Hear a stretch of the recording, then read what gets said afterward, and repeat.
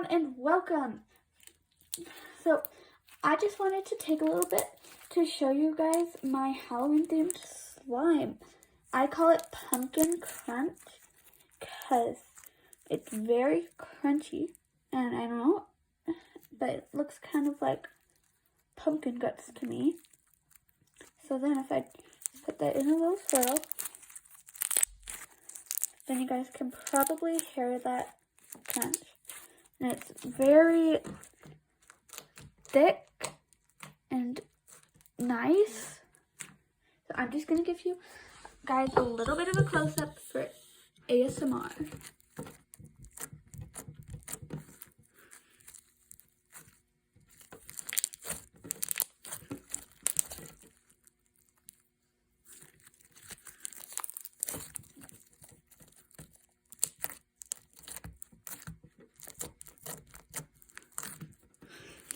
Also, sorry, but it might look a little yellow because of the camera, but it's actually orange.